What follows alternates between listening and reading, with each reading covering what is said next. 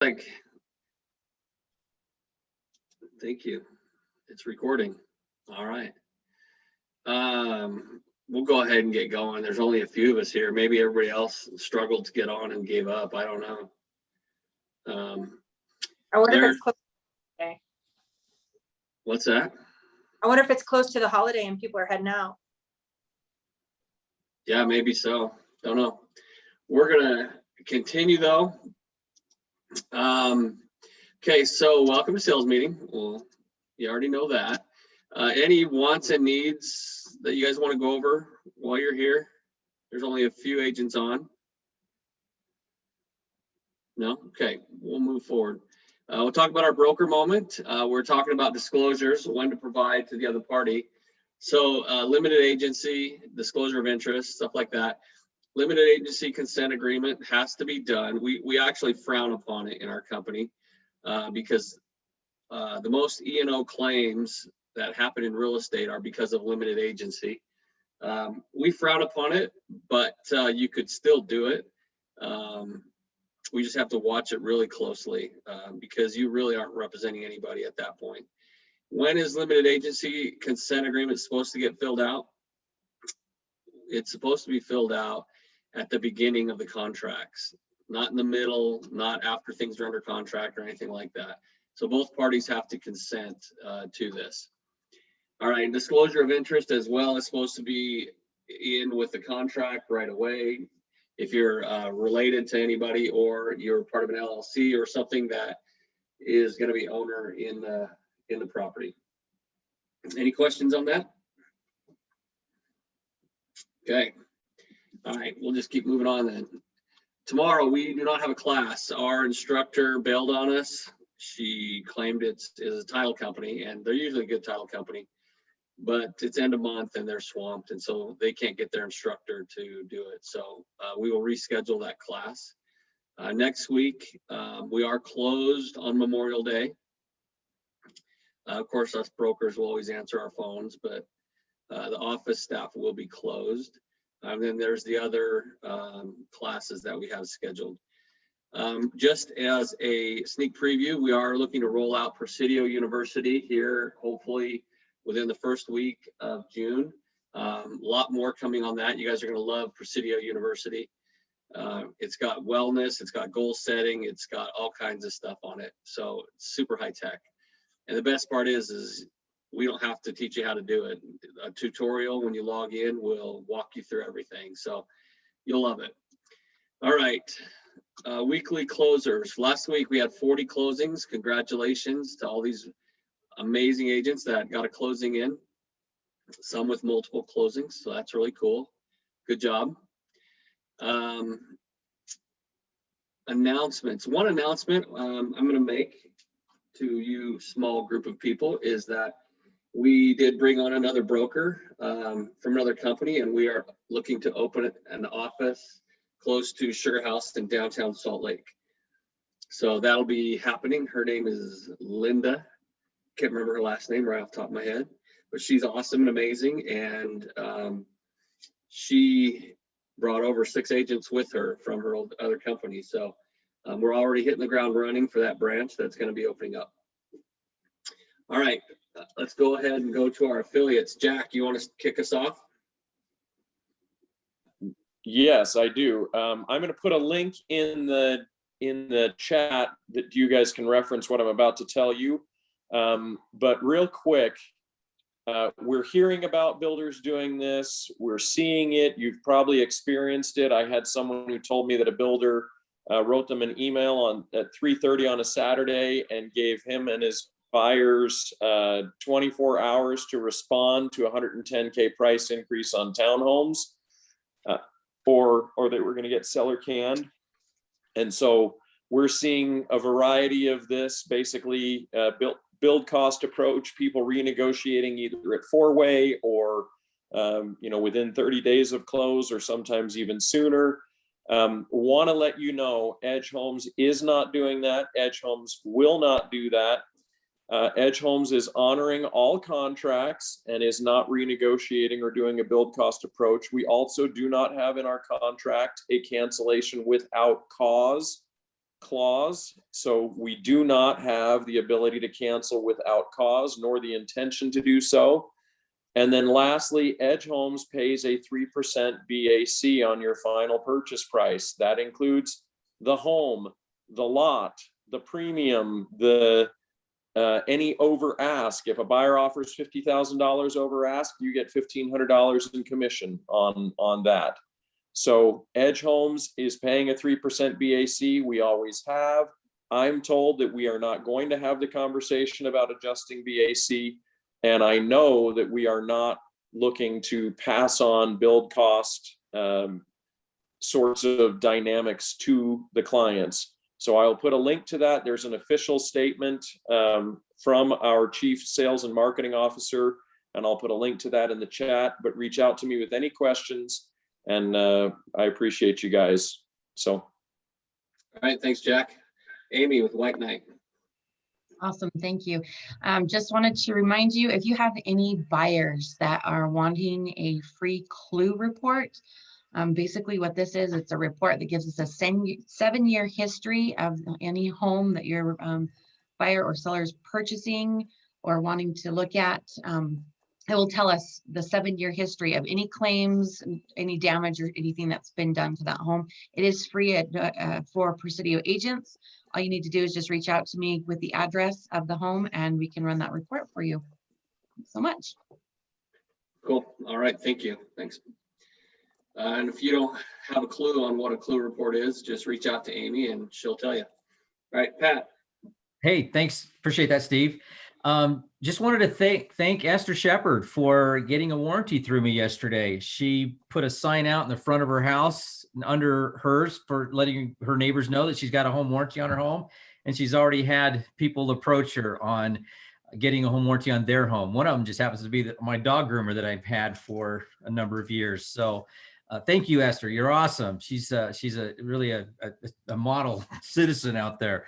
So anyway, we're still got our promo running. We're giving away a free Arlo home security camera with every buyer home warranty. We've actually extended that through the end of June. So the May 31st cutoff has been extended on that. So that's a great value, $130 camera. And if you want to see how it works, I've got a little post on my Facebook where I caught some deer grazing on my oleanders in my front yard. So they're just playing around in my front yard. It's kind of fun to know what's going on at night when you're asleep. Thanks, guys. Appreciate your help.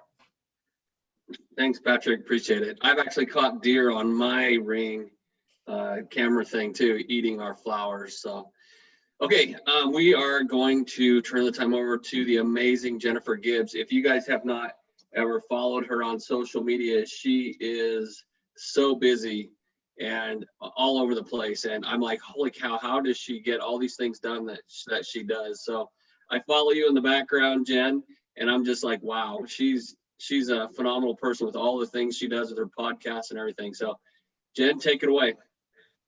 All right. Well, thanks, Steve. That's a nice intro to start off with. A little something fun to hopefully share with you guys, something that's going to be valuable to you. Steve, you want to just give me a thumbs up if my audio is good? Yeah. Okay. And then I want to make the best use of everyone's time. I totally believe in efficiency and leverage. And so I'm going to just jump right in. We're talking about doubt versus confidence and how to win your inner battle today. And so I'm going to screen share. Give me a second with the tech here and see if we can get everything lined up. And while I'm figuring out this little piece, I would love for you to just practice engaging, putting yourself in the chat, just say the word hello so that I know that you're there and that you're awake. And that actually serves to help you learn on a better level. And oh, hello, very nice. Let's see, here we go. This is what we want to share. And let me just, okay, I saw just minimal chat. Is anybody else awake this morning? I do this for you, not for me, because when you're on the verge, on the ready to respond, your brain is kind of lit up, paying attention. And this is, to me, such important information for you guys to have. And so I'm going to challenge each of you to just like pop one more thing in the chat, just so we can get a good little dialogue going on in there. And I'll let you be on your own responsibility here. So, okay, you can see I'm Jennifer Gibbs. I have been a real estate agent for going on 6 years. I've got some fun awards and things like that. And before that, I had some different variety of sales background, retail, high ticket, coaching, health, fitness, lots of different ways that I've seen different sales arenas.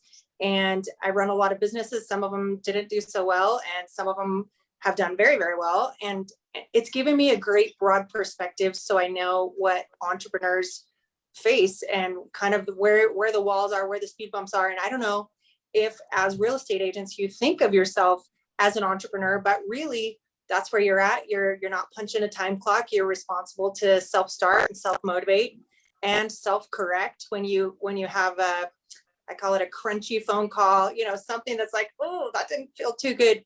It's part of what we do is managing our emotions in the business that we're in. And that is a huge part of the longevity piece of if you'll still be around in 3 or 4 or 5 years doing well in your real estate business. We have to be able to manage that inner game. And I love Presidio for the culture that's here, because there's kind of a support network on several different levels. There's great agents, there's great leadership. And so that's great to support you. And we want to make sure we tap into all of the resources that you have available so that you can succeed and, do it in the longest, most effective way possible that's going to determine your success the best. And so I'm just going to play with one other thing here. I hope it advances for me. Okay, so who cares if you have self-doubt or if you're confident? Why does it matter? In the end, we're here because we're wanting to run successful businesses. And so I am one that's like, give me the bottom line metric. Is this costing me? If so, how much? And how do I get rid of it? If it costs me, if it makes me money, I want more of it. Let's 10x it, right? And so the problem with doubt is it's inefficient and it undermines the things that you're trying to do. It robs you of your power, of your motivation. It causes you to not see opportunity sometimes. And so while it may just feel like sometimes I'm confident, sometimes I'm not, maybe you know that you're going into a listing appointment and you're the third agent they're interviewing. That can be a little intimidating. That can raise some self-doubt flags, if you're not sufficiently prepared for that. So what we want to do is just learn, what is the role of doubt? Does it serve me in any way?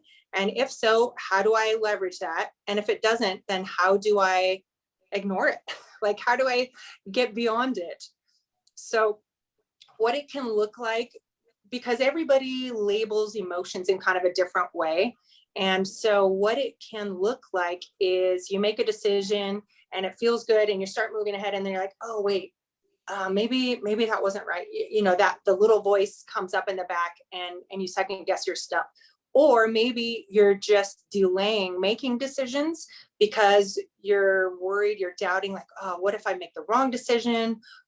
Particularly with a client, I always want the best interest for my clients. And so what price should we list at? Oh, shoot, with this market, there's so many things to consider. And so that hesitancy continues to weigh on you if you have a decision that needs to be made and you're not making it. It's just cycling around in your mind. It's a loop, and it keeps wanting to be a decision that's made, but while it's not made, it's taking your power, it's taking your mental energy and your consideration, and you're weighing everything out. And so that's another way it can show up. Or you make a decision and then someone else comes along that is more, their signal is stronger, you could say. They just have a lot of passion or energy or commitment about their point of view, and you can find yourself easily swayed. If you're not confident that you made a good decision, you're going to stand by it, then sometimes you can be swayed in your commitment or in your just steadfastness, which that can start to erode confidence even more. And then a lack of focus too. If you find that you're going from one thing to another, say, I see this a lot in marketing. Okay, we're going to buy leads. We're going to do that. And then, 30, 60 days later, shoot, well, you didn't really actually give it time to gather momentum. So now we're going to go to buying these lists and calling. And then now we're going to go to another method. And now we're going to have an event.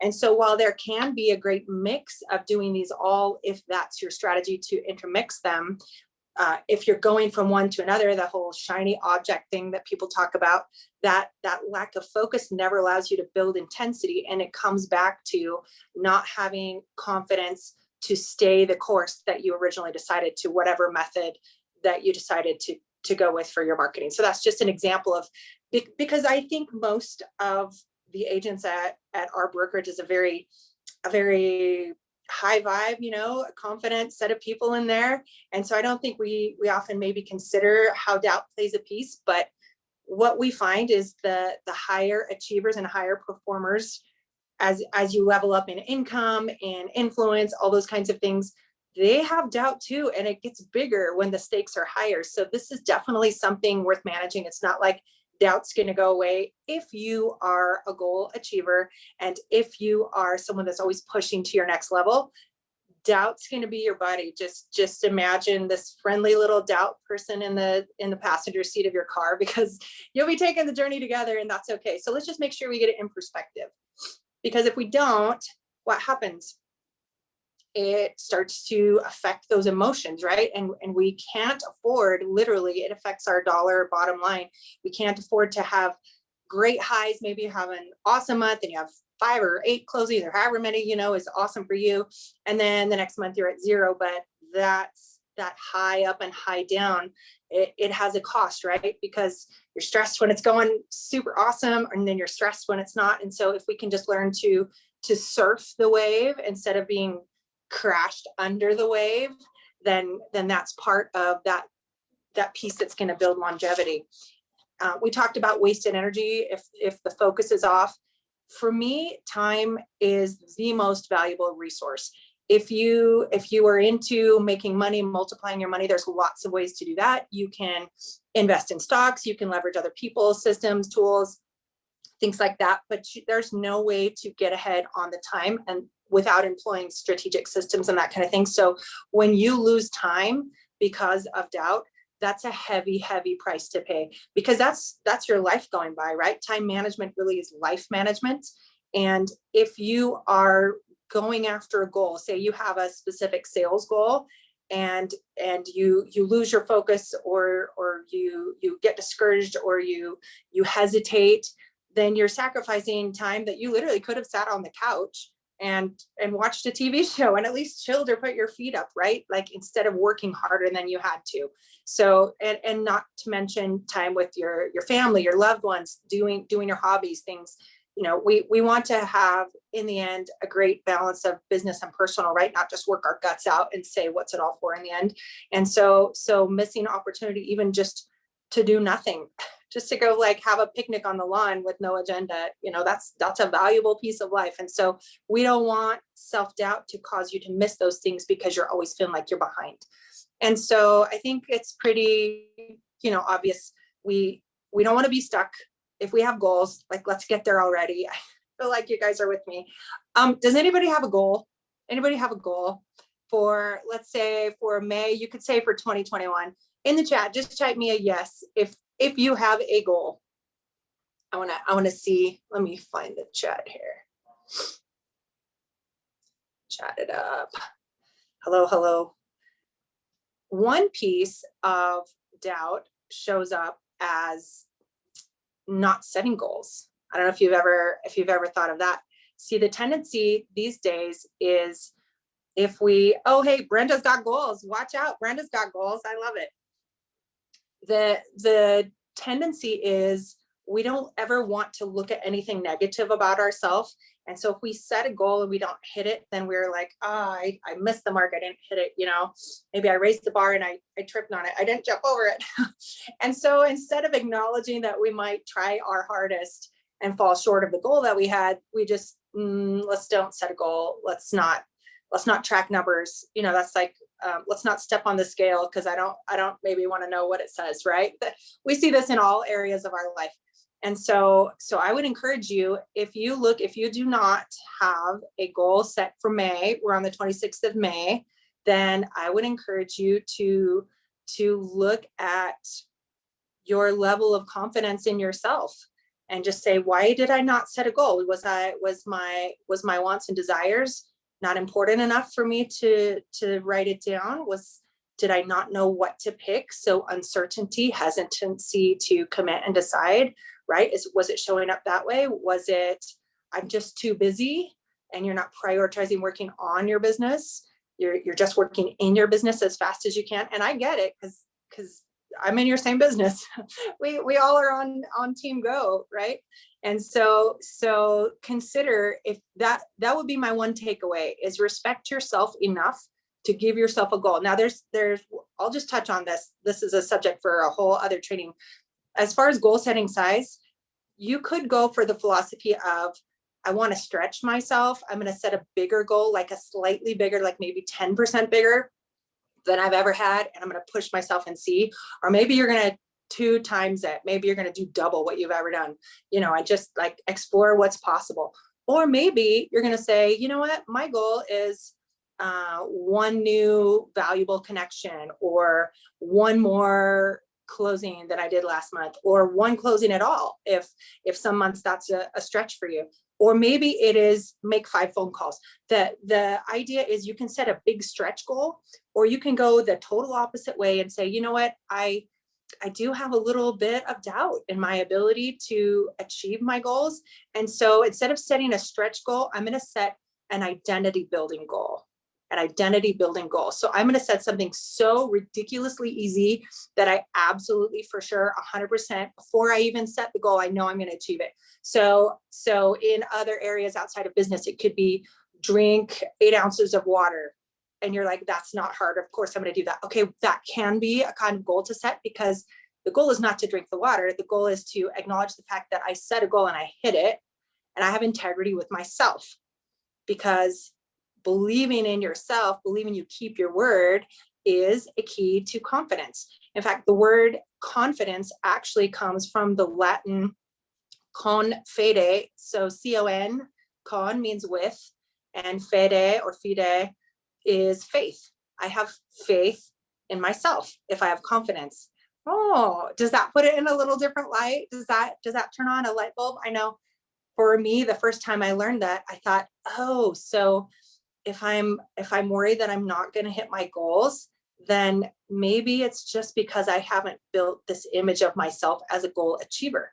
So if you find that that's a little bit fragile ground for you, then set these ridiculously small goals. Okay, you can make 5 phone calls to your SOI, right? I'm going to just find 5 people. It doesn't matter how they are. You don't have to go into a spreadsheet or a CRM and like, because that's always my go-to, is like, if I'm going to make 5 phone calls, then I want to be strategic.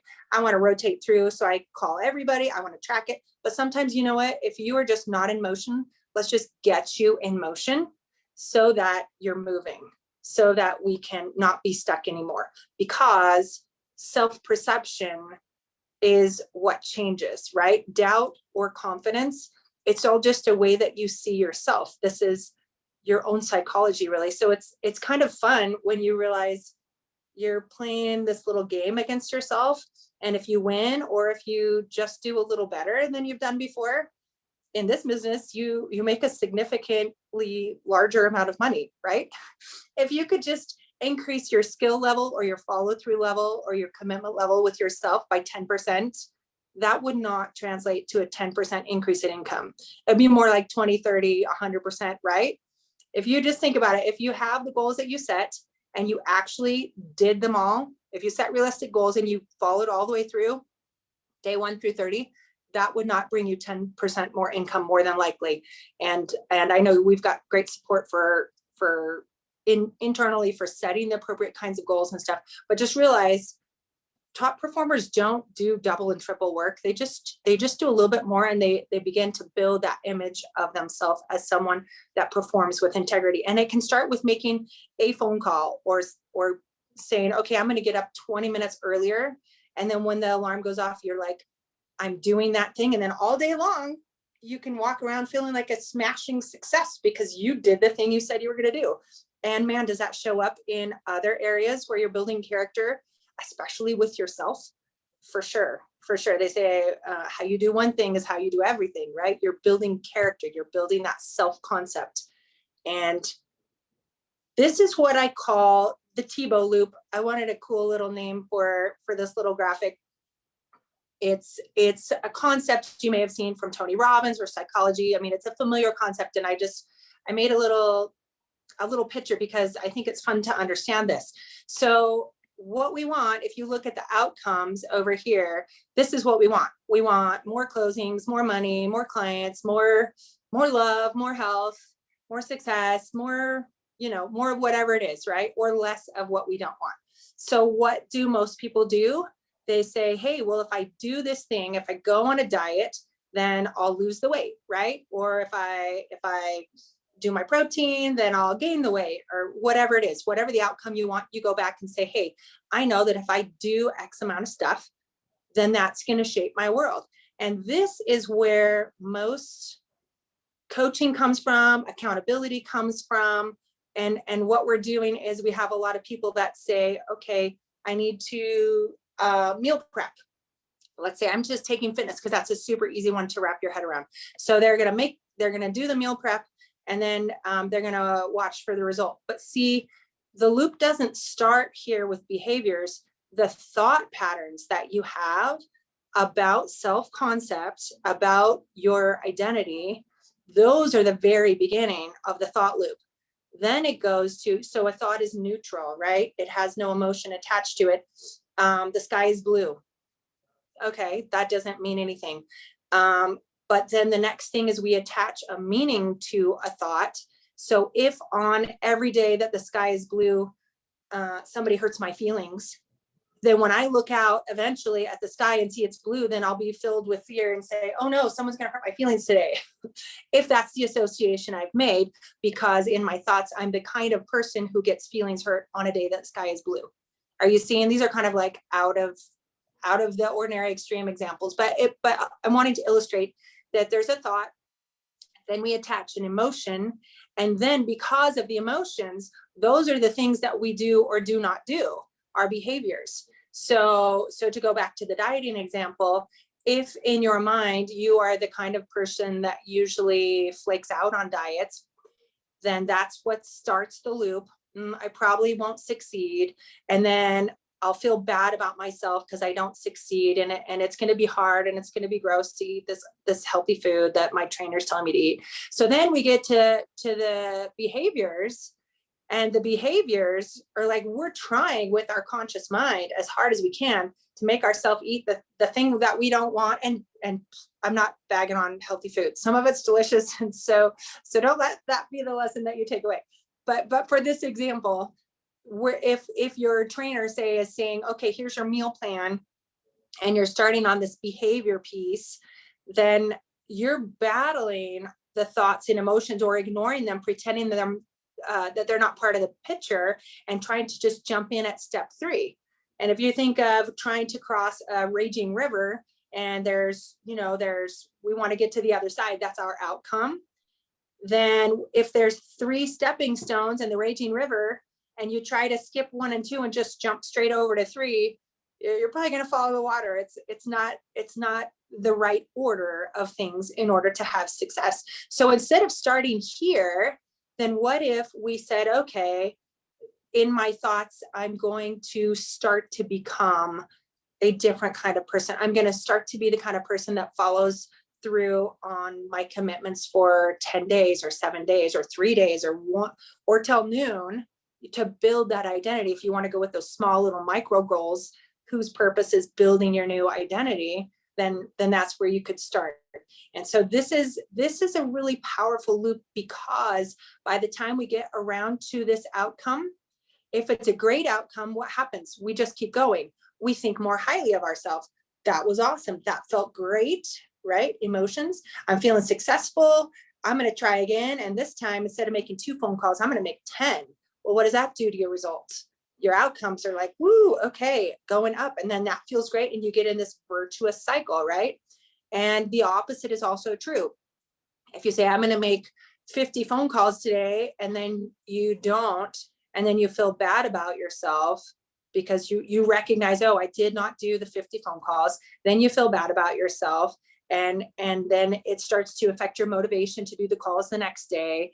And then your momentum is being lost. You can see how this can become a downward spiral or an upward expansive spiral.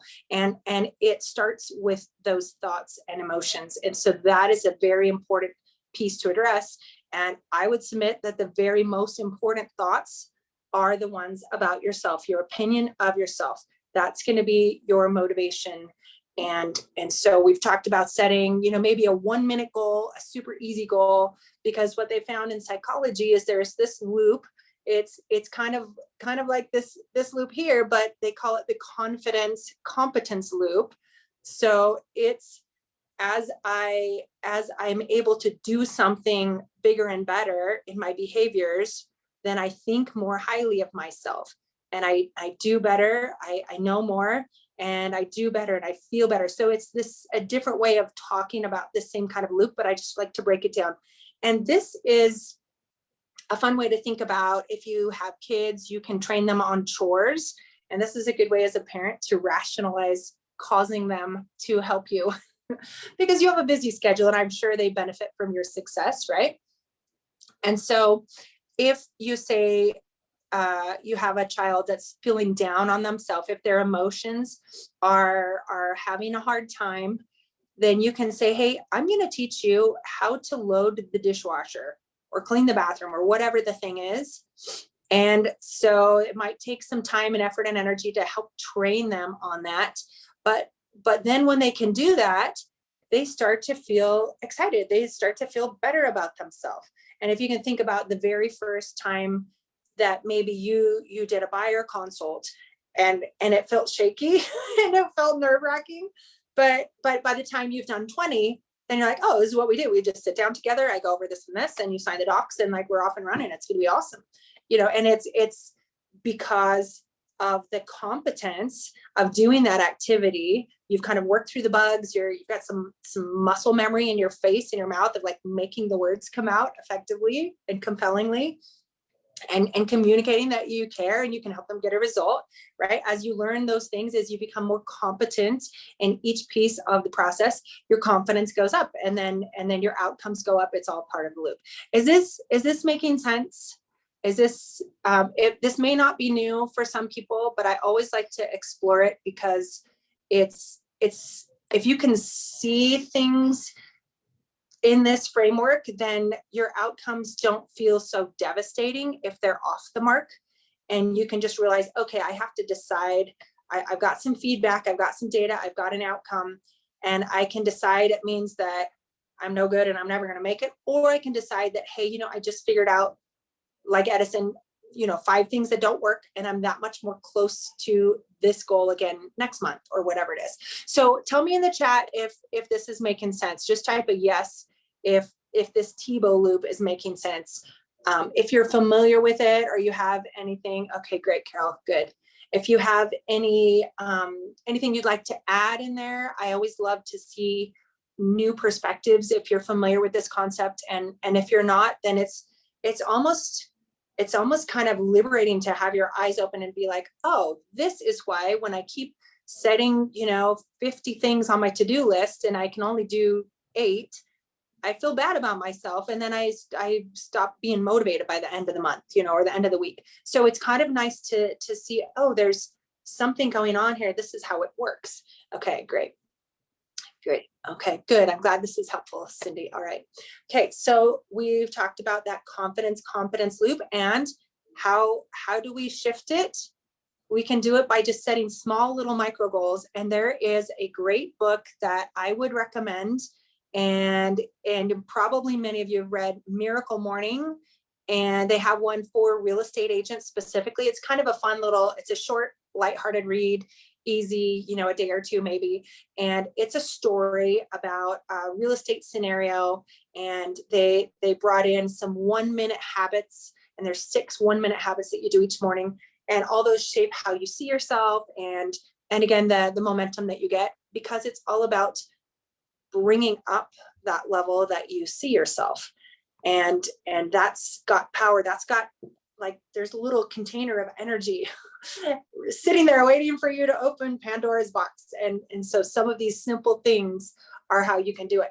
Now, here's another one. If we're talking about doubt versus confidence, what if you are that new agent and you're like, well, I know more than the general public because I passed the test. I can help keep somebody out of jail, right? But that's kind of where you start as a new agent. Like, I want to help people, and I hope I don't screw it up, right? Or I hope somebody believes in me enough to let me help them.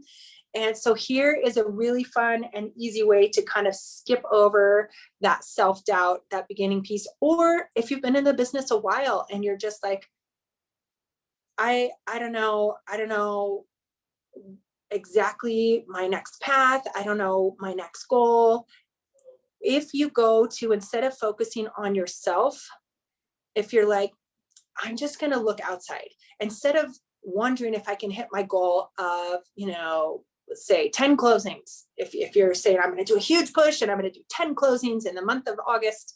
And it's, by the way, a really good time of year to set a goal like that, and a really good market to set a goal like that. And so I would applaud and I would cheer for anyone that set a big, chunky, chewy goal like that. So anyway, the way to achieve it though, is instead of just focusing on, can I do it? What's all the things I have to do? What's all the activities I have to do? What if it becomes, how many people can I help? Instead of like, can I do 10 transactions? Could I help 10 people get into or out of a home? Because again, if we go back to the process of psychology, if your thoughts, so there's value system incorporated into your thoughts, how you see the world, what's important, and your values will shape also those activities that you do or don't do. So if it's important to you to be a nice person and someone that contributes and helps others, instead of just being a totally self-centered, selfish person. I don't know how to train on succeeding that way. I just know how to train on the part where you help other people.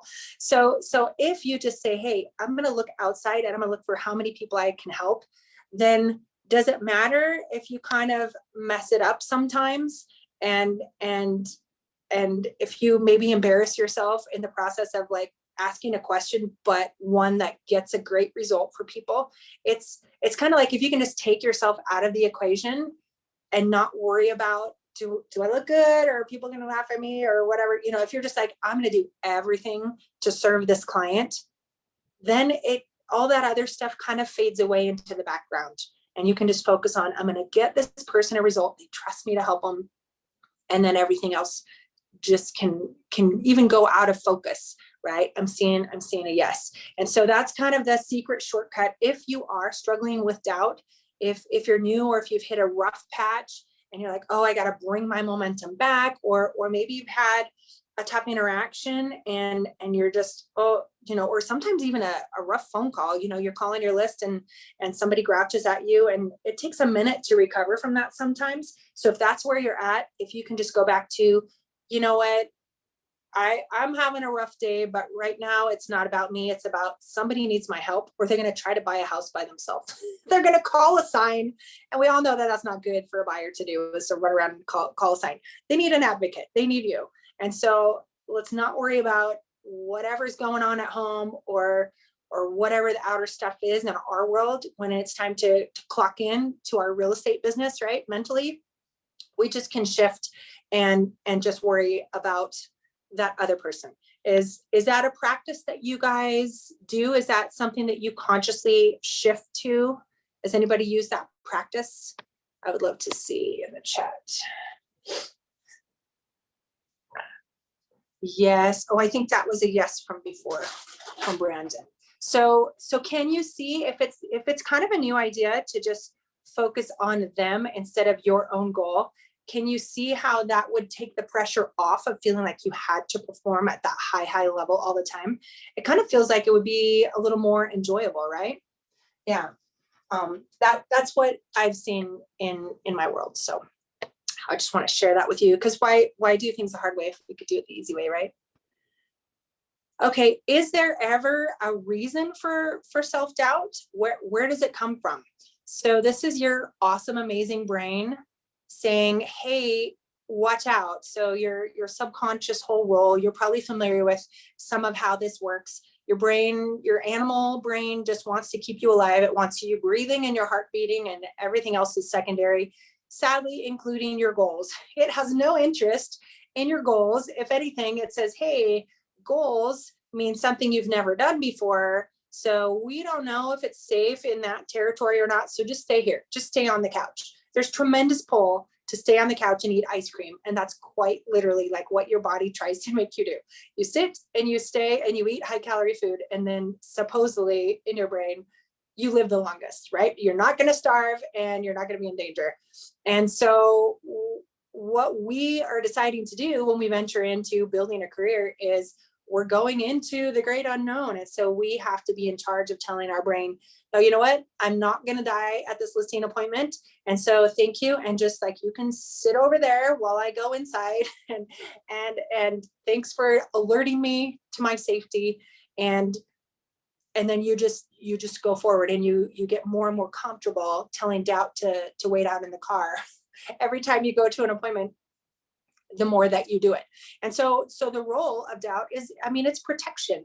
It's your past coming up and saying, hey, guess what? One time when you did this, someone hurt your feelings. You know, that is really if you go down to a very deep level, a lot of the things that cause us to hesitate are because we have experienced thousands of interactions with people, and sometimes they're hurtful. Sometimes they're disappointing. Sometimes we get all excited about something and it doesn't go as planned. And so then our brain says, oh, hey, last time you got super excited about something, and by the way, burned like 40 extra calories, smiling and breathing fast and being excited and running around to your goal. You know, last time you did that, it didn't work out and you were sad.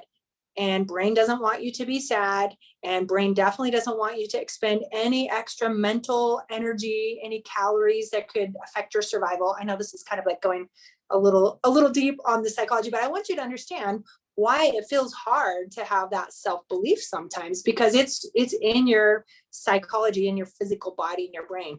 And so what happens is your brain just doesn't have a path for you to say, okay, we can do it, and we can do it safely, and let's do it right now, because it could turn out awesome. So we have to intentionally be the ones to carve those pathways in our physical body, in our brain, and tell brain, okay, it's all right, we can do this. So the doubt whole thing is normal.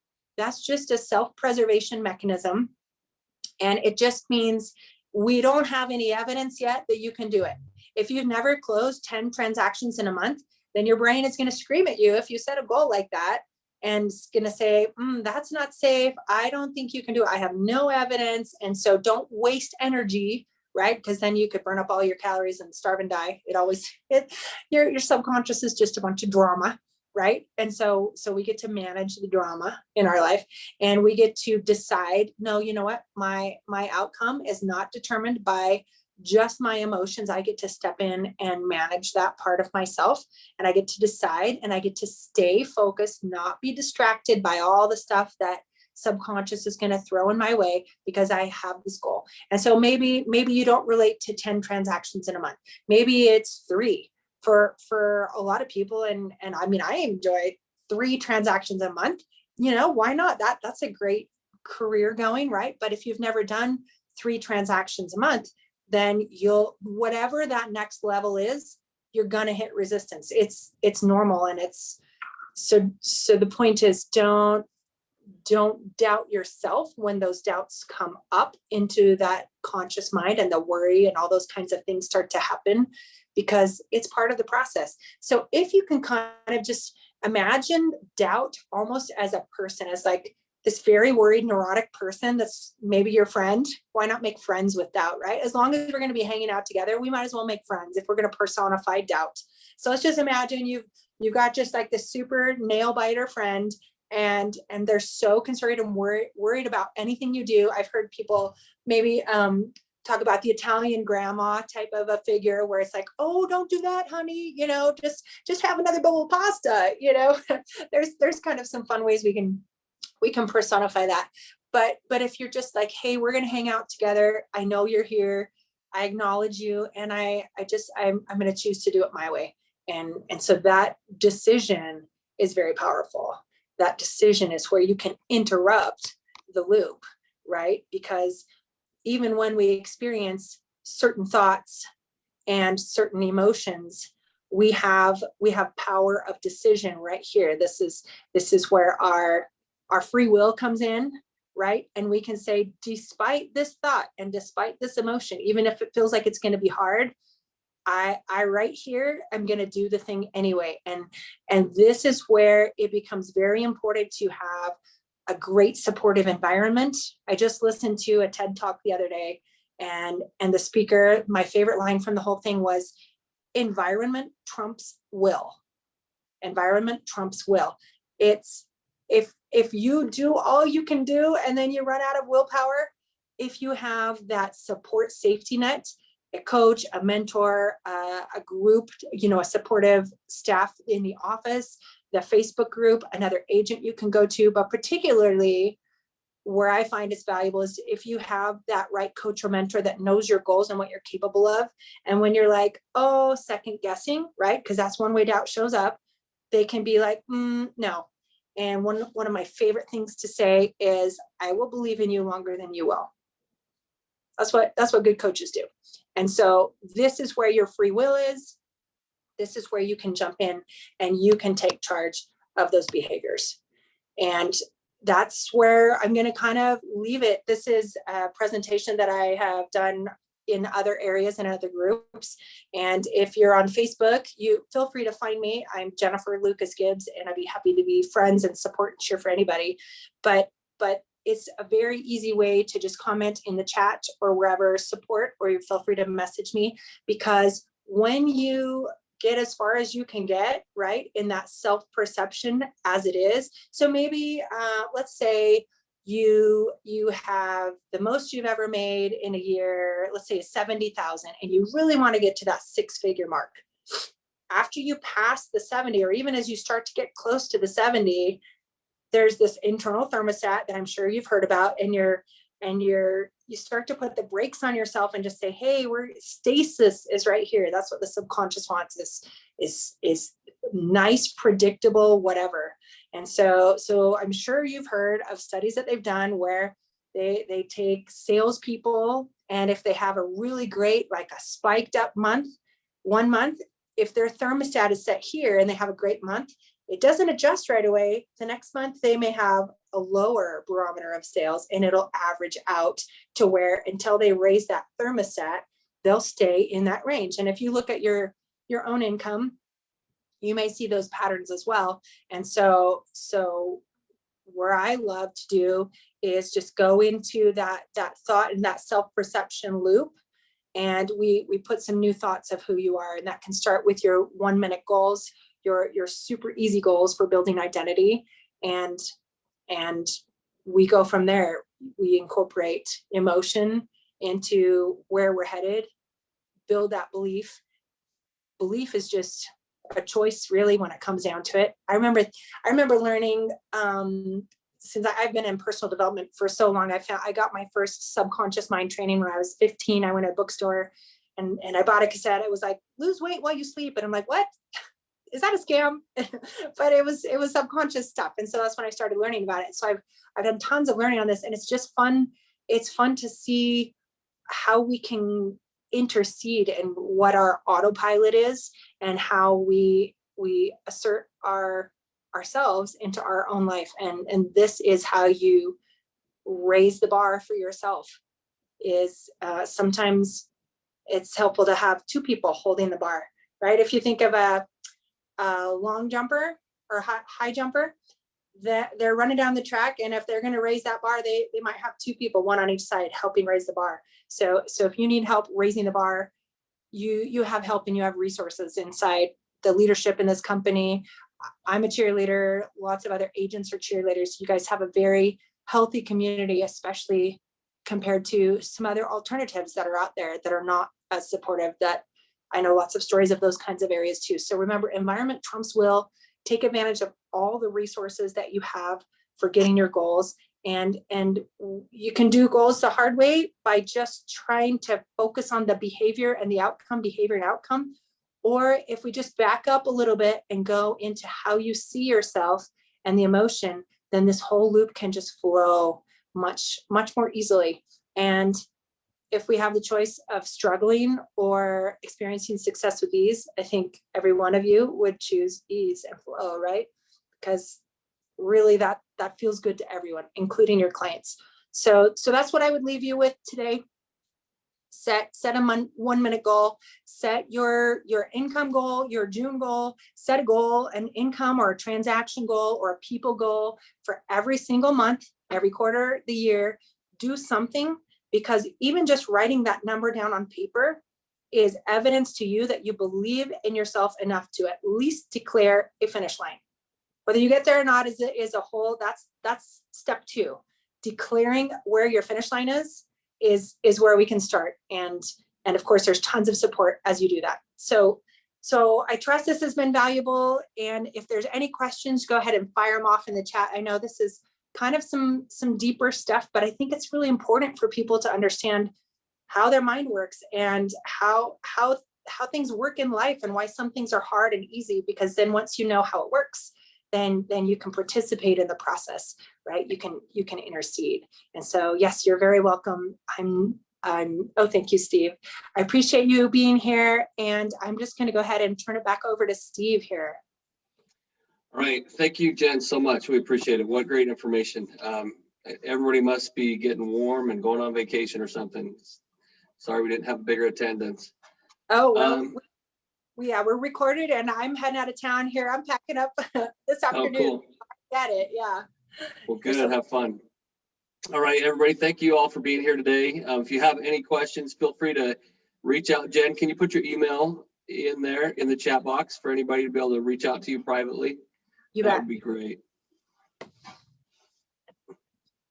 And yes, this is recorded, and so we will have this up on our YouTube channel, which will transpose to our Presidio University. That's going to be coming out here pretty soon.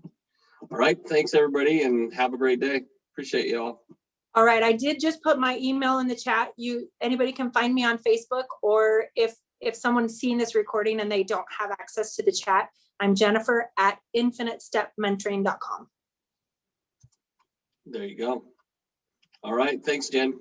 Have a great weekend. Right. See you guys.